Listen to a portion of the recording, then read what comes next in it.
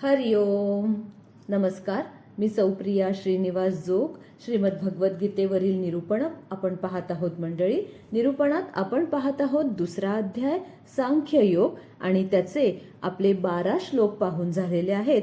आज आपण पाहणार आहोत 13वा श्लोक.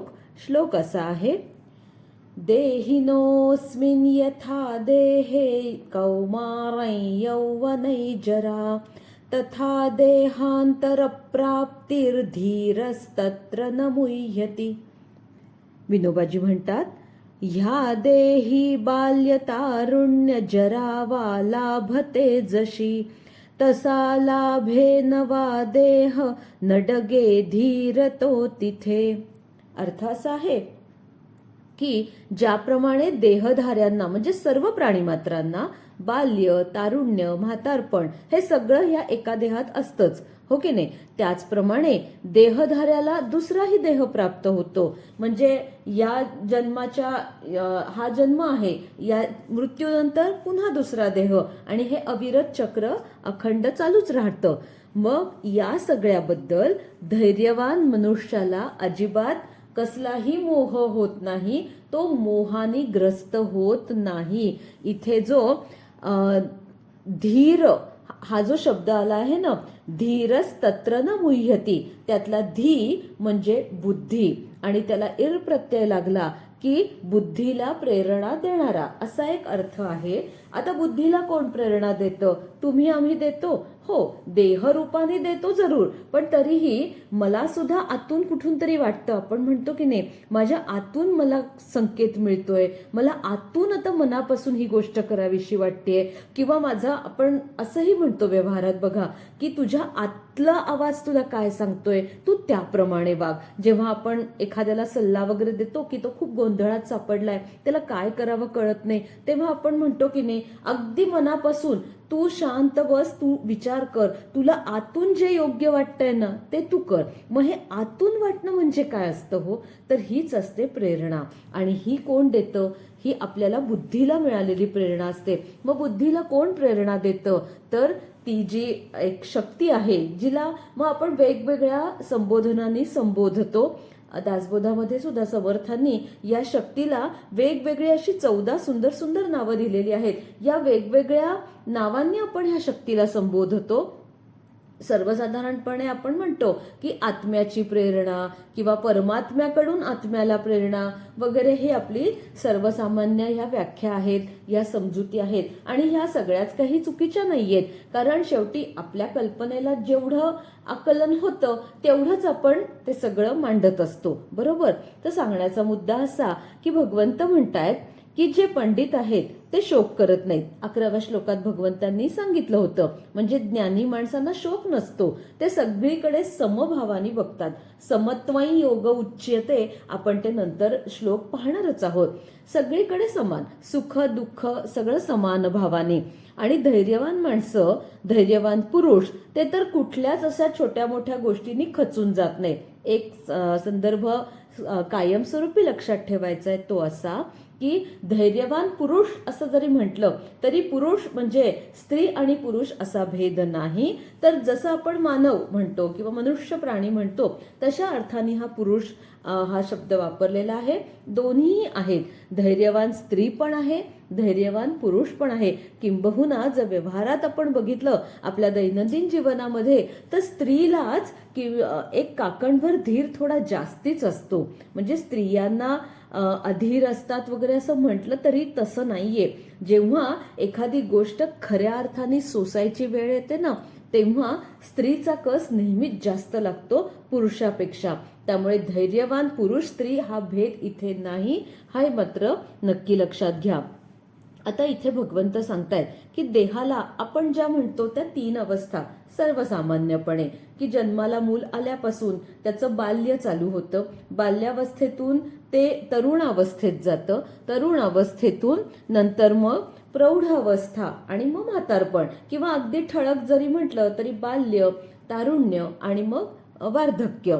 आता याच्यासाठी सुद्धा ना अजून विश्लेषण करून सुद्धा या अवस्था खूप वेगळ्या प्रकारे आणि सुंदर सांगितलेल्या आहेत. त्या म्हणजे अस्ति म्हणजे काय की गर्भामध्ये याचं अस्तित्व तयार होतं. जायते म्हणजे बाह्य जगामध्ये याचा जन्म होतो. वर्धते म्हणजे काय की अन्न सेवनामुळे शरीराचं हळूहळू वर्धन व्हायला लागतं आणि मग शरीर बघा ना म्हणजे उंचीकडून उभं वाढतं, आडवंही वाढतं ना, सगळीकडून वाढतं. त्याच्यानंतर विपरिणमते म्हणजे ते सतत वाढत असतं, बदलत असतं. आता कधी कधी असं होतं ना, अचानक आपली तब्येत सुधारते, अचानक आपण बारीक होतो. डोळ्यांच्या हे बाबतीत पण तेच आहे, कधी चष्म्याचा नंबर वाढतच जातो तर कधी अचानक तो झपाट्याने कमी पण होतो. केसांच्या बाबतीत, सगळ्याच बाबतीत म्हणजे ठराविक वयाचा टप्पा गाठला की हे सगळे शारीरिक आपल्याला बाह्य स्वरूपाचे बदल अगदी निश्चितपणे जाणवत राहतात. थोडक्यात काय, सगळ्याच गोष्टी काल आहेत त्या आज राहतात का? राहू शकत नाहीत. याच्यानंतर मग हळूहळू या शरीराला क्षीणत्व प्राप्त व्हायला लागतं. त्याला अपक्षीयते असं म्हटलेलं आहे.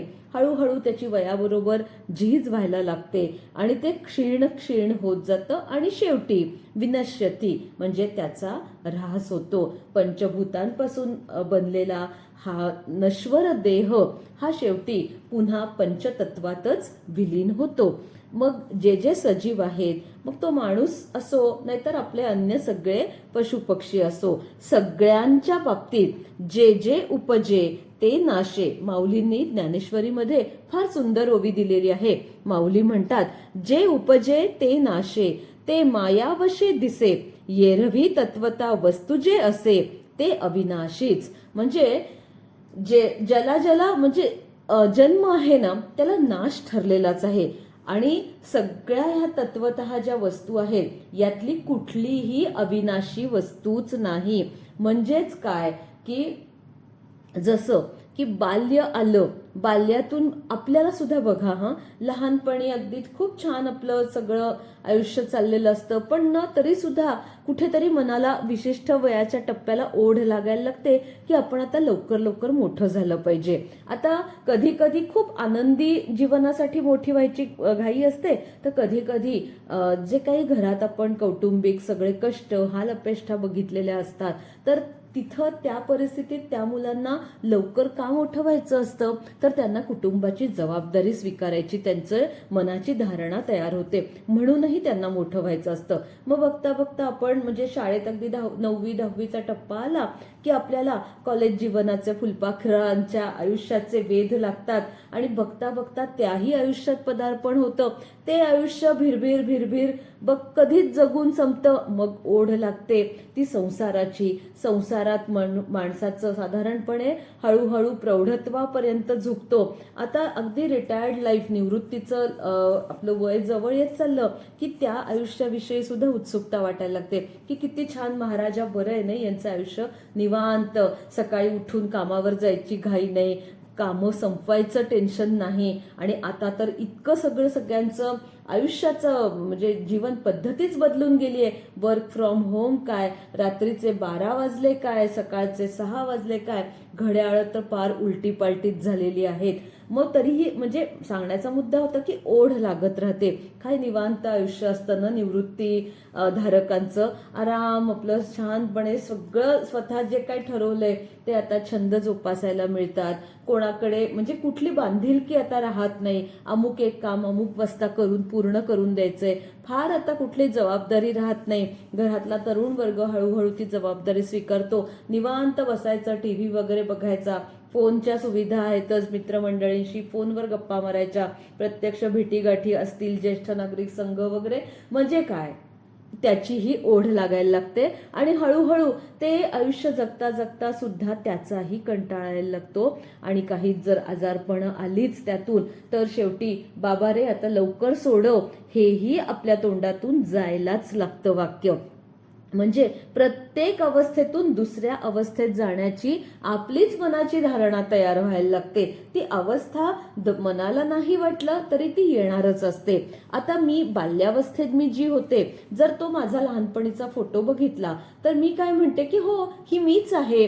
वास्तविक आता तुम्हाला कुणाला तो फोटो ओळखता येतो का? येणार नाही. पण मला माहित असतं ना की तो माझा फोटो आहे. म्हणजे मला काय माहित असतं की ती मी तीच होते, तीच मी आत्ता आहे. तीच मी उद्याही असणार आहे. म्हणजे माझ्या आतला जो मी आहे ना तो अखंड तोच राहिलाय. तो बदलला का? नाही. पण माझ्या शारीरिक अवस्था मात्र बदलल्या.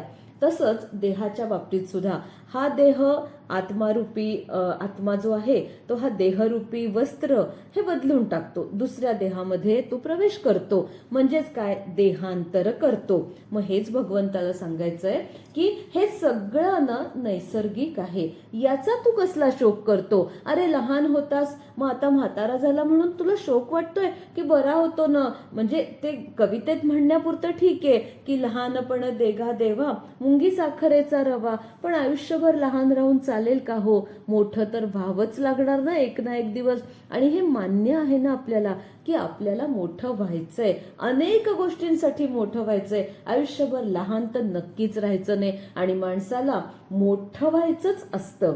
सगळ्याच अर्थाने विचार करा, मोठं तर व्हायचंच असतं.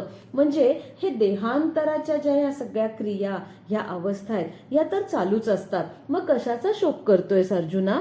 जरा नीट विचार कर, जरा नीट लक्षात घे. ह्या असल्या शोकाने काहीही साध्य व्हायचं नाही.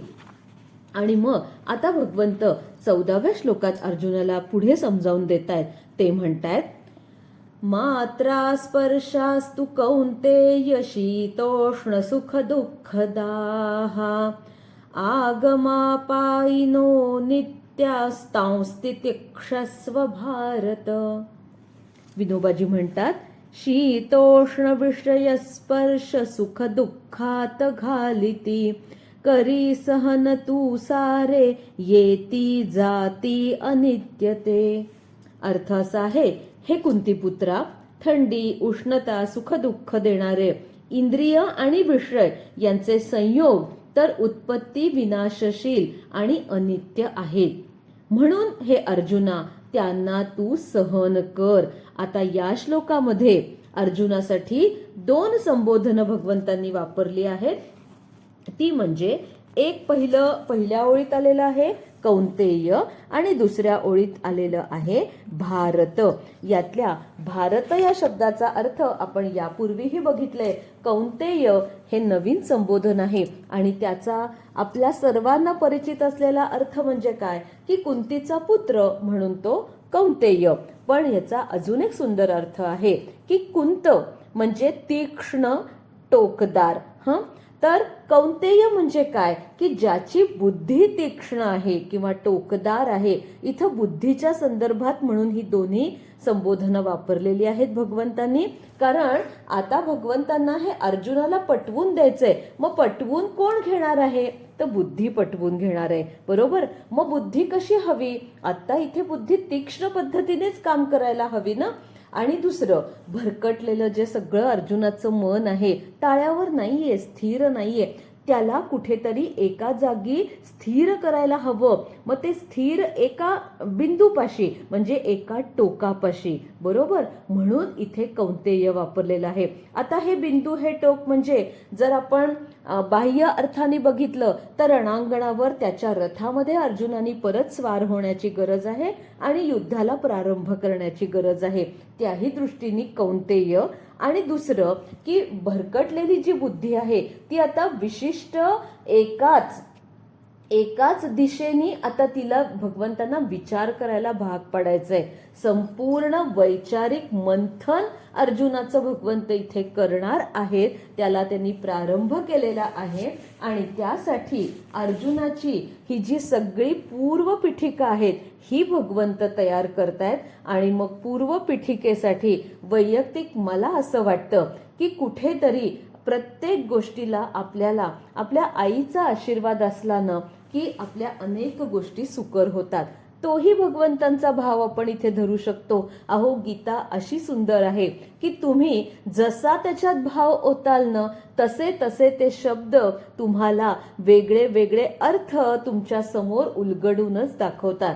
कौंतेय म्हणजे कुंतीचा पुत्र, म्हणजे तुझ्या मातेला तू काय वचन दिलंयस तेही आपण मागच्या श्लोकात बघितलेलं आहे की तिने आपल्या पांडवांना, आपल्या पुत्रांना आशीर्वाद दिलेला आहे ना की युद्धामध्ये विजयी भव. मग तो आशीर्वाद खरा व्हायला हवा असेल तर तुला काय करायला हवंय तर तुला युद्ध हे करायलाच पाहिजे आणि ते अटळच आहे आता. म्हणून इथे मातेच्या नावानी त्याला संबोधून मातेच्या आशीर्वादाचं स्मरण सुद्धा भगवंत करून देत आहेत. म्हणजे एखादी गोष्ट परिपूर्ण करायची तर ती किती प्रकारे परिपूर्ण करायची हे गीतेतल्या प्रत्येक श्लोकामधून आपल्याला शिकण्यासारखं आहे. दैनंदिन जीवनात गीता घ्यायची म्हणजे काय घ्यायचं? काही रणांगणावर आपल्याला काही कुठे रोज युद्धाला जायचंय, पण बघा आता या श्लोकात हा परिपूर्णतेचा जो संदर्भ दिलाय, आपल्या व्यवहारातल्या अनेक कामांमध्ये आपल्याला ही परिपूर्णता अपेक्षित असते. मग सर्व बाजूने एखादी गोष्ट आपल्याला साध्य करायची असेल तर सर्व बाजूने तिचा विचार करायला पाहिजे. एकदा का विचार पक्का झाला की तसं तसं आपल्याला काम करायला पाहिजे. हाही संदेश गीतेतल्या अनेक श्लोकांमधून आपल्याला मिळणार आहे. तो जिथे मिळणार आहे तिथे मी तो आवर्जून त्याचा उल्लेख करणारच आहे. आता या श्लोकाविषयी अजून भगवंत सांगता आहेत, तर त्याविषयी मात्र आपण जाणून घेणार आहोत पुढच्या भागामध्ये. तोपर्यंत हरिओम.